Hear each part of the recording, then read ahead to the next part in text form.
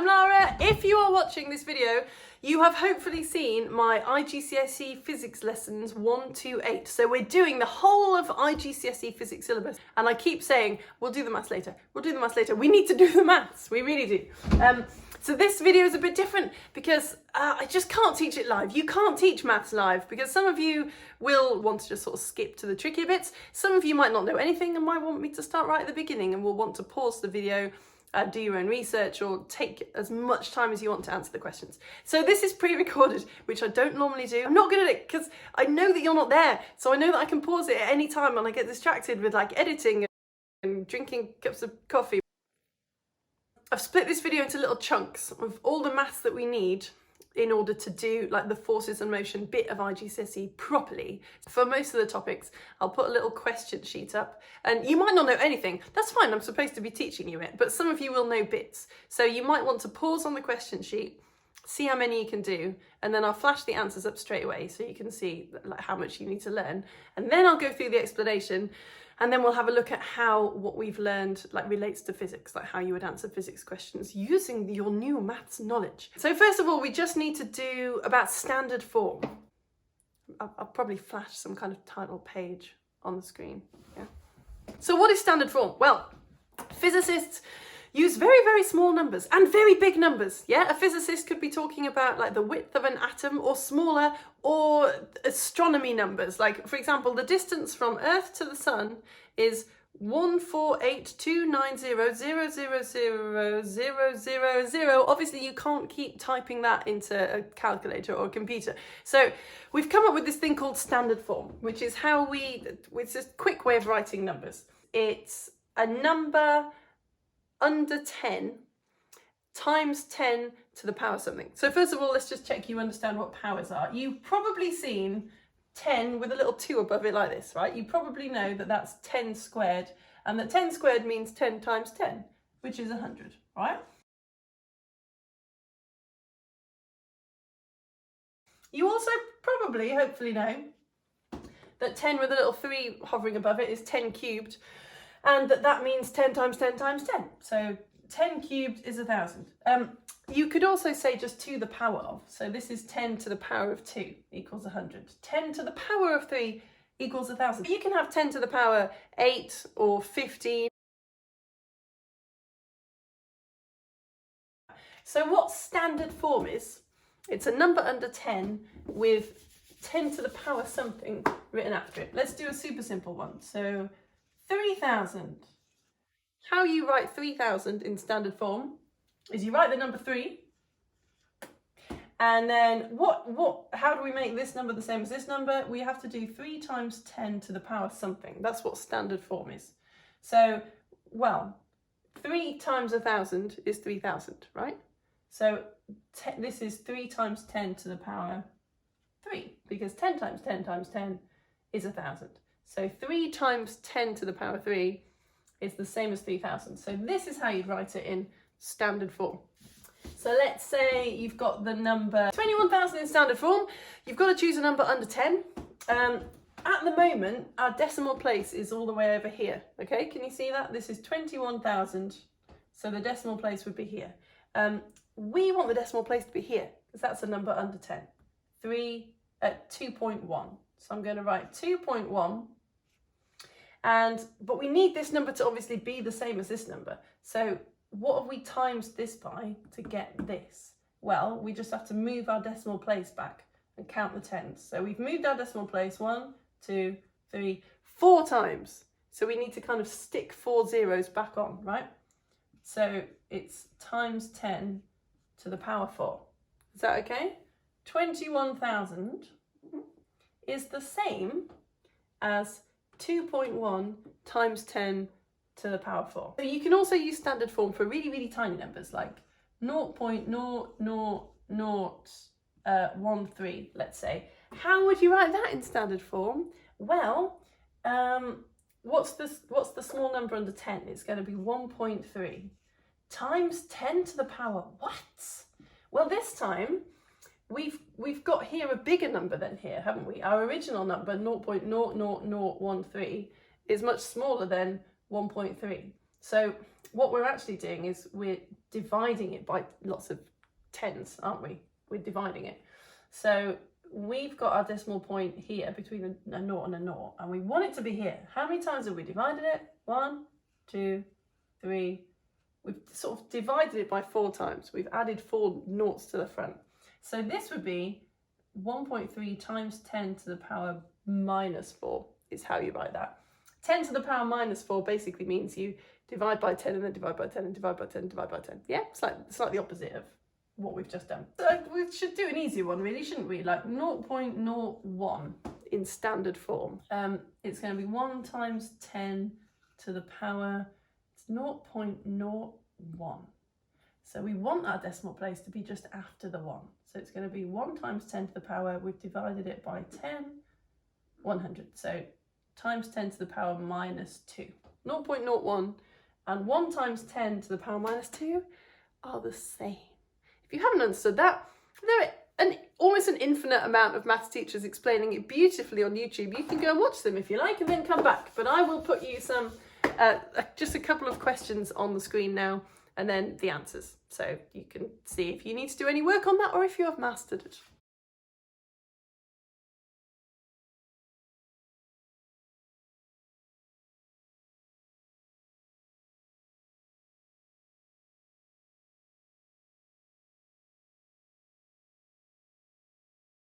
Did you get those okay? One last question to check you've understood. I gave you the distance from Earth to the Sun, just in meters. See if you can tell me in standard form now. Here's the distance from the Earth to the Sun, 1482900000000 meters. What is that in standard form? Pause the video now, work it out, and then I'll put it on the screen.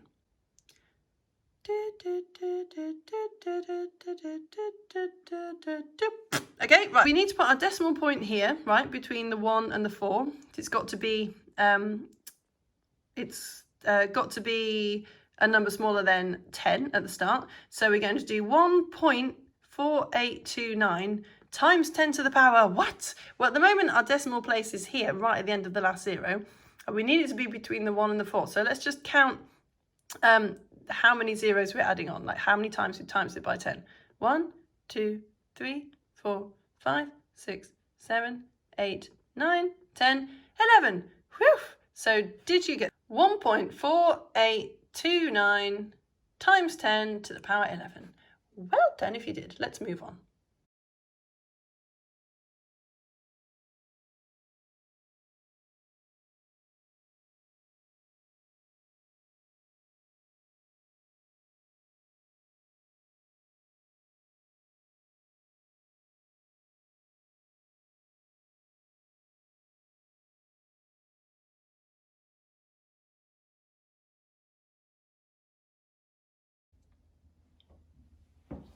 Converting units. Converting units. So, converting units. So the first question I asked you was how many centimetres are in 1 metre? You just need to know that. I'm hoping that you know, picture a metre stick, there are 100 centimetres in 1 metre. That's not really understanding, is it? That's just knowing. And there's a few of those that you have to know for your GCSE. Let me show you. Here we go. You've got to know that if you hear mega, that means 1 million. So for example, a 1 megametre is 1 million metres. Kilo means 1,000, so 1 kilometre, right? A kilometre is 1,000 metres. Centi means 100th, so 1 centimetre is 100th of a metre. And milli means 1,000. So if you do Cambridge iGCSE, candidates should be able to use the following multipliers. So mega is 1 million, kilo is 1,000, centi is 100th, and milli is 1,000th. And it's the same with any unit, right? So 1 meganewton would be 1 million newtons. So kilonewton is 1,000 newtons. A centinewton, never heard that word before in my life, I like it, is 0.01 newtons. And 1 millinewton is 0.001 newtons. So 2 millinewtons would be 0.002 newtons, etc. And you need to be able to convert between them. You probably did these ones without even thinking about it. You probably didn't even know what maths you were doing in your head. Hopefully you can just see that if 1 metre is 100 centimetres, 3 metres, you've got to times that by 3, right? It's 3 lots of 100 centimetres, so it's 300 centimetres. And 0.5 metres, half a metre, is half the amount of centimetres, so it's 50 centimetres. but you're going to get harder examples. So what did you actually do to get those numbers in your head? Well, let's do this one. So if you've got 3 meters, there's 100 centimeters in every meter. So what you did was you times that 3 by 100. Or you could think of it as if the decimal place is just after the 3, you move the decimal place along 2. So you times it by 10, 100, and the decimal place ended up there with 2 zeros in the middle. So the answer is 300 centimeters. And you did the same with the 0.5, although you maybe didn't realize it. 0.5 meters, if you times that by 100, times it by 10, you get 5, you get 50 centimeters. So there's 100 centimeters in a meter. So if you're converting from meters to centimeters, you times it by 100. So question 4 was how many centimeters are in 2.34 meters? So all you've got to do is times it by 100, because there's 100 centimeters in a meter. So move the decimal place back 1 to times it by 10, 2 to times it by 100, and the answer is 234 centimeters in 1 meter, okay? And obviously if you're converting back the other way, you just do the opposite. So if the question had 234 centimeters and you needed to convert it into meters, you divide it by 100, yeah? So you just move the decimal place back 10, 100, and you end up with 1.34 meters. It sounds easy. It's easy to get it confused if it's in the middle of a physics question. What I always do is just calm down and think about it. Like, if you want to convert 2.34 meters into centimeters, I always just think, right, is that number going to be bigger or smaller?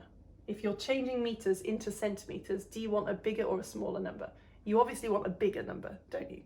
So you times it by 100, okay? So no need to panic. If you can do the simple version, you can do the more complicated version. That was question 4. Oh, question 5, yeah. How many kilograms is 2,000 grams? So let's just go through the grams. Oh, this pen, that's better. How many kilograms is 2,000 grams?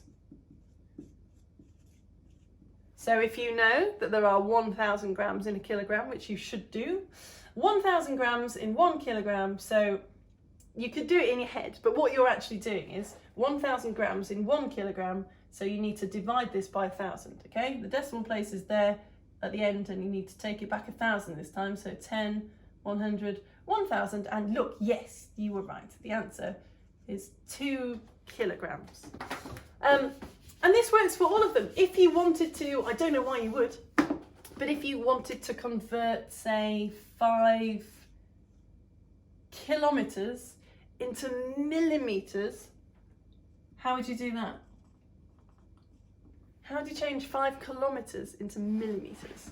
It's changing into millimeters, so we want a much, much bigger number, yeah? There's going to be a lot more millimeters there than there are kilometers. So we're timesing. I think first of all, I would just convert it into meters, right? There are 1,000 meters in a kilometer. So I'm going to times it by 1,000, times it by 10, I get 50, times it by 100, I get 500, times it by 1,000, I get 5,000. So it's 5,000 meters.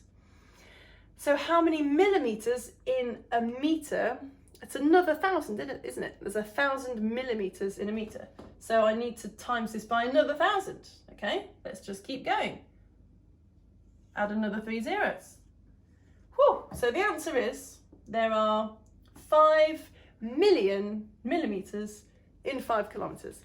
I can't think of a reason why you would ever need to know that, but there you go, just in case. Things get much more interesting once you're talking about numbers that are squared. I got changed, I got bored. So much time is going by. You won't believe how long it's taking me to make this video. It's basically Christmas now. Are we okay with the idea of squared numbers? Yeah, so if you had a square and the square was like 4 meters by 4 meters, then the area of that square would be 4 times 4, so 16 meters squared, you would say. That okay? So if you've got 100 centimeters squared, and you want to convert it into meters squared, what are you going to do?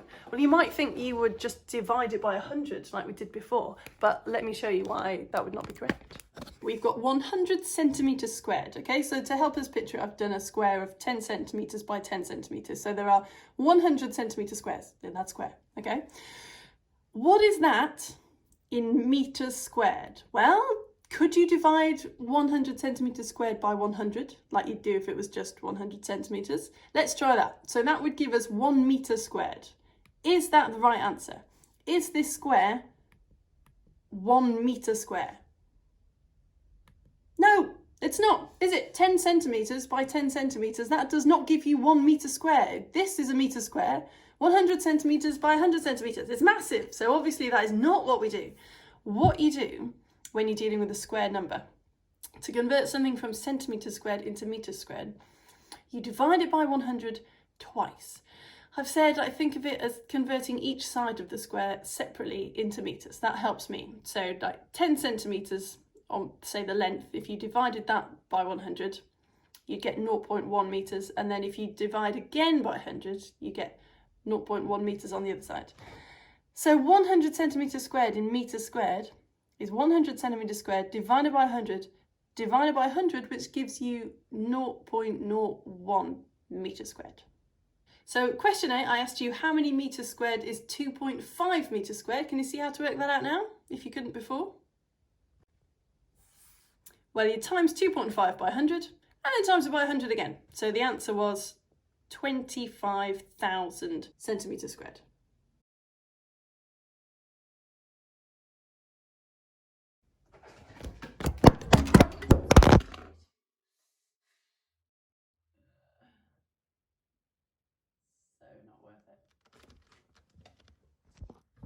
And if you want to work in cubed numbers, what do you think you do? To convert something from centimetres cubed into metres cubed? That's right, you divide it by 100 3 times. So 100 centimetres cubed, to get that into metres cubed, you would divide 100 by 100, and then again, and then again. So it's 0.0001 metres cubed, would be 100 centimetres cubed. And it works vice versa as well. So question 9, I asked you how many centimetres cubed are there in 3 cubic metres. So if you imagine 3 metres by 3 metres, that size square, how many centimetres cubed are there in there? Well, there are 100 centimetres in a metre, so you times it by 100 3 times this time, because it's cubed, all right? So the answer was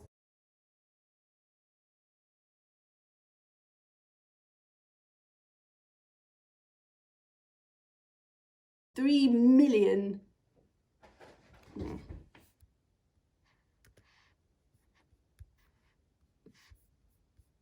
3 million centimetres cubed. By the way, these gaps that I'm putting in between the numbers, these are not arbitrary. This isn't me deciding.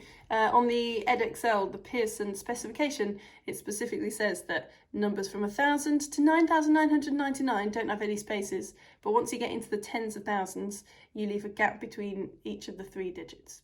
So far we've been working with like tens and thousands. Obviously there's one unit, isn't there, where you can't divide by 100 or divide by 10, and that is time, right? So, okay, you know this, okay, don't you? That there are 60 seconds in, why am I even writing on the board? There's 60 seconds in a minute, and there's 60 minutes in an hour. And it's really important that you can convert between units. It's such an easy way to get marks at iGCSE, or an easy way to lose marks. Before you start working on any question, just check, are all the units the same?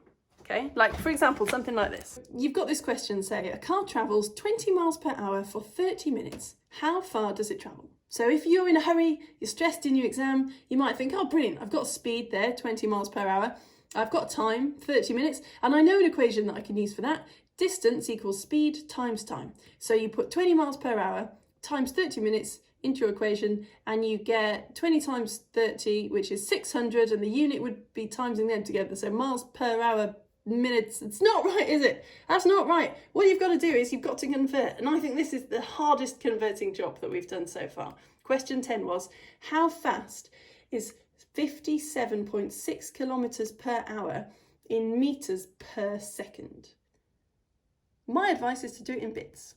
So first of all, convert the kilometers into meters, yeah, because we've done that already. So 57.6 kilometers times 1,000 means this thing was traveling 57,600 meters per hour, all right?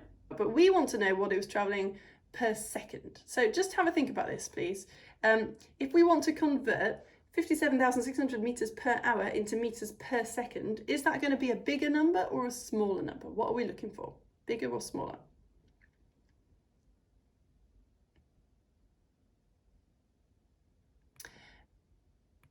it's going to be a smaller number, yeah? Because we've got the number per hour, we're working out the number per second, so obviously it's going to go less distance in 1 second than it does in 1 hour.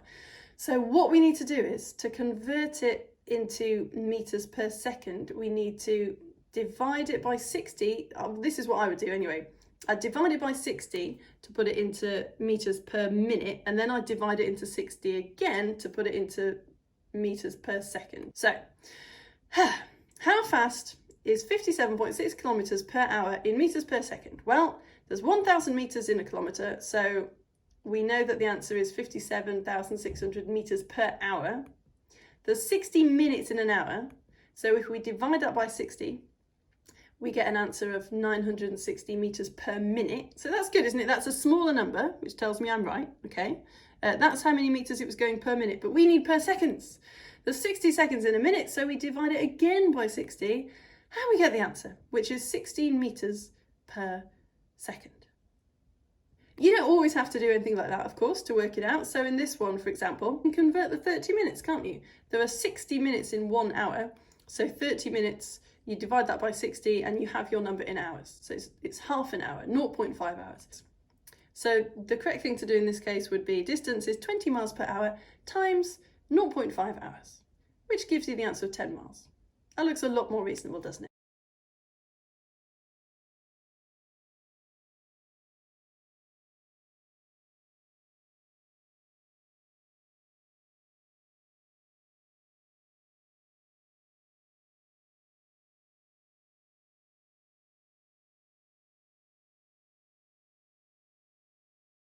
We got to the bit where we rearrange equations. This is really what I've been looking forward to. This is going to solve so many of our physics problems if we can rearrange equations.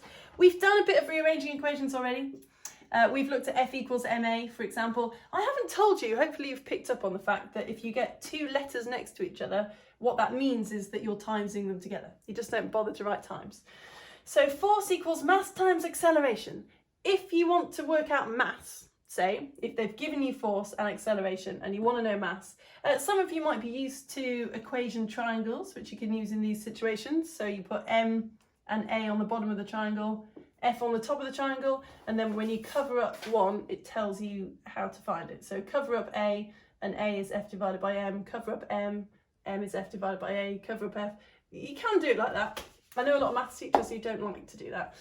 What you're really doing is you've just got to get m on its own, do the same to both sides. So to get m on its own, you're dividing, you're at the moment you're timesing it by a. So to get rid of that times a, you need to divide it by a.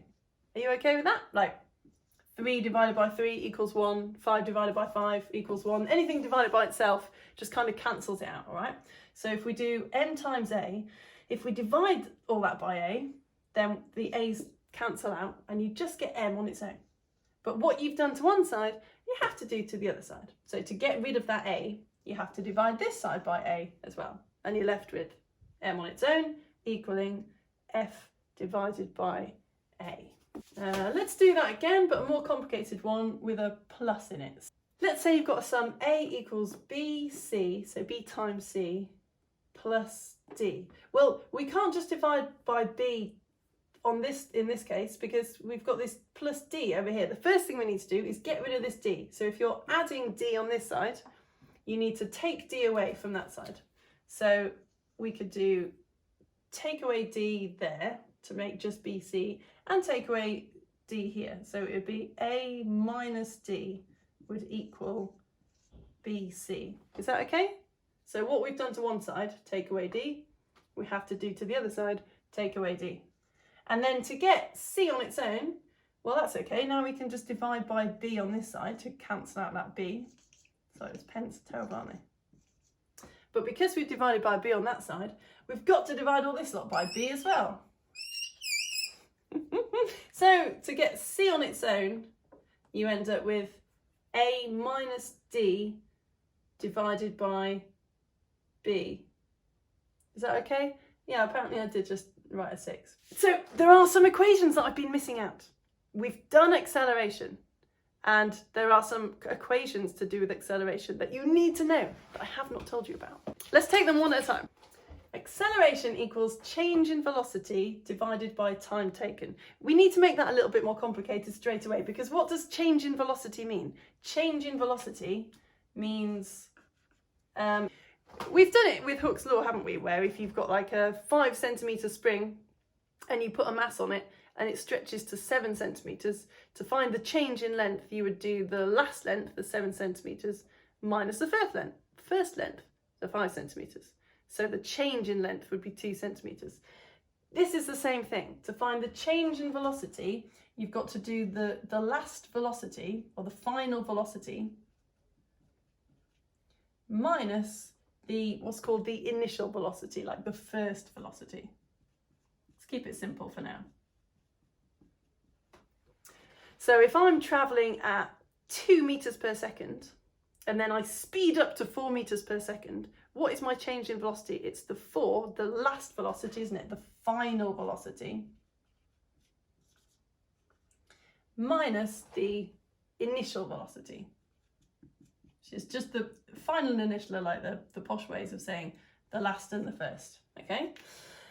So we need to make this a little bit more complicated, and let's use letters instead of words. And this is the equation that you need to know for acceleration. Acceleration equals v, which is the last velocity, minus u, which is the first velocity, divided by t. Really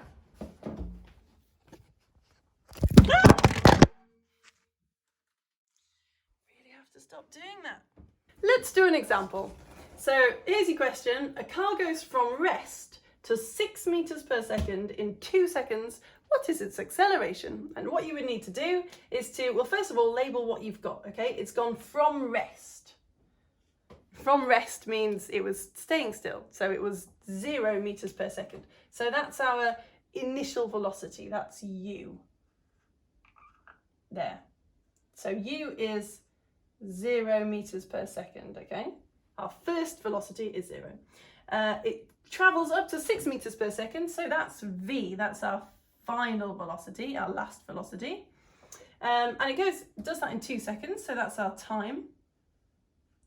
And we need to find the acceleration. So what do? We just plug those numbers in. So v is 6.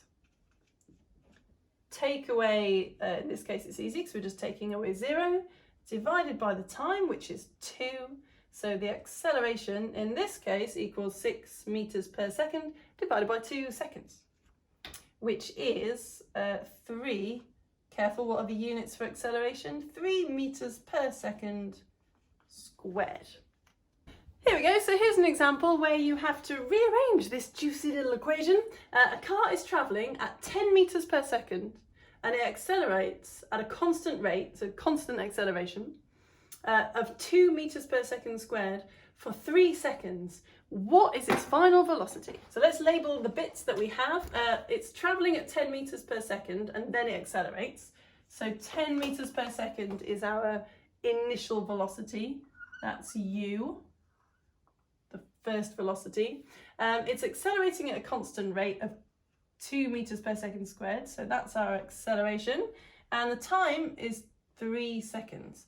What is its final velocity? So we need to rearrange this equation to get v on its own, final velocity, and that'll be our answer, okay? So a equals v minus u divided by t. The first thing we need to do is to get rid of this t. So a times t equals v minus u. To get v on its own, I'm going to add u to this side. So I have to add u to this side as well. So a t plus u equals v on its own. Is that okay? So the answer is 2 times 3 plus 10. Should be doing the units as well, but 2 times 3 plus 10 is 16, isn't it? So the answer, its final velocity, was 16 meters per second. Whew. Now, that's not the end. There's another equation to do the acceleration that you need to learn.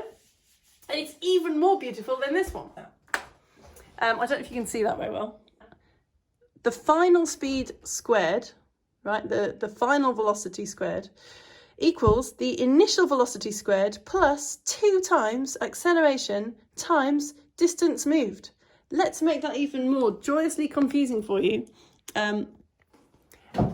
because we usually talk about distance with a little letter D, don't we? But when we're talking about displacement, you remember ages ago, we've used the letter S. That's what we're going to use. This is the, I'm sorry, I'm laughing because it feels like this is a lot. But this is the other equation that you need to know for acceleration, or you need to be able to use it.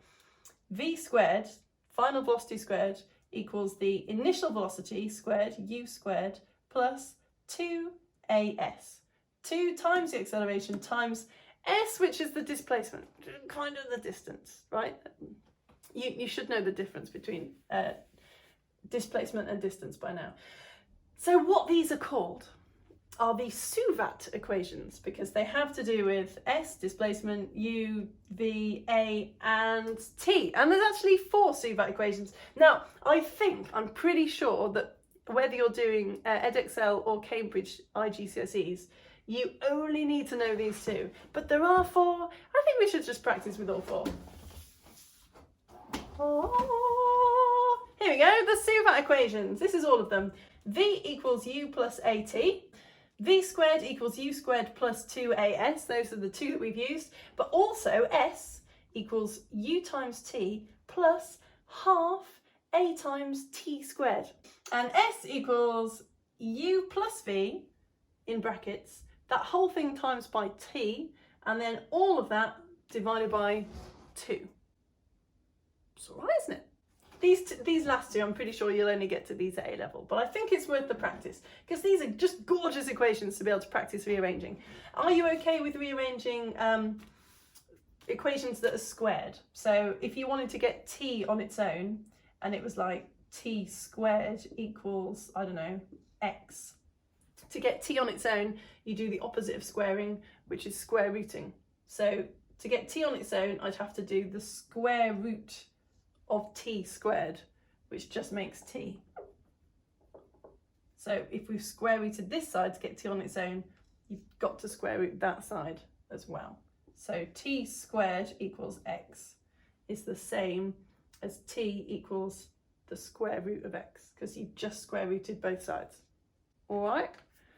I think I'm just going to let you loose on my Suvat equations. Now, I did not write these, actually. I found these on the Times Educational Supplement website, which is absolutely amazing. Someone has put these up, so I'm going to use these.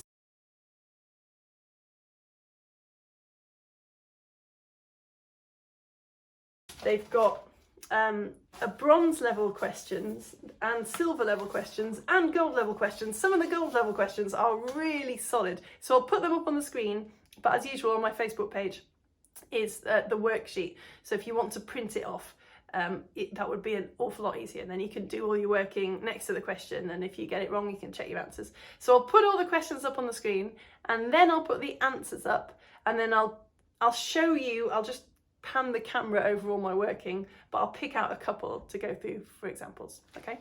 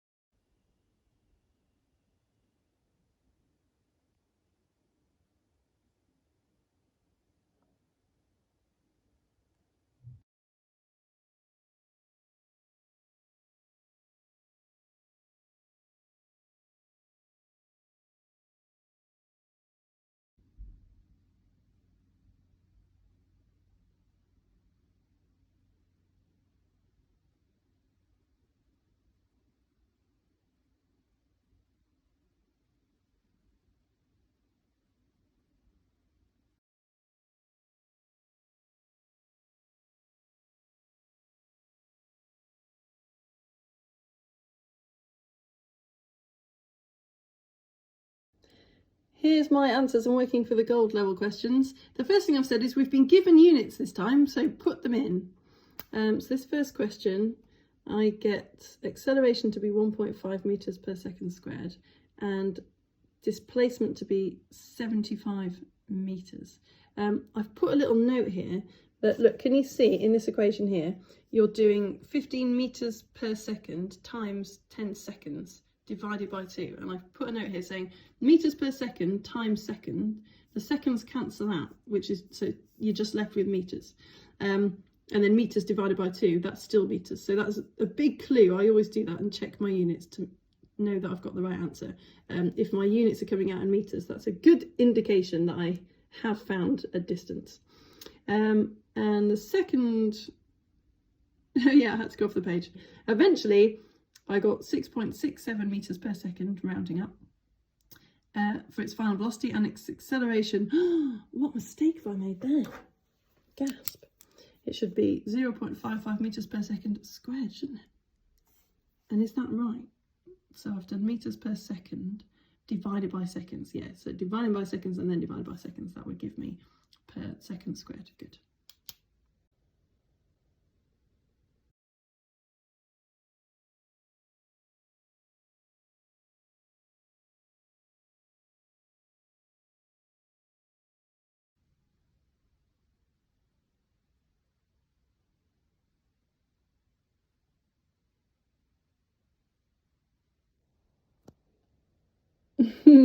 I had fun on question 6. Can you see I went wrong? You had to convert 36 kilometers per hour into meters per second, and I converted the kilometers fine, and then I started accidentally timesing by 60. No, you need to divide by 60, don't you? It's supposed to be a smaller number. So eventually I got that the velocity was 10 meters per second, and then I put that into the equation. I got 30 meters, but it did take a while.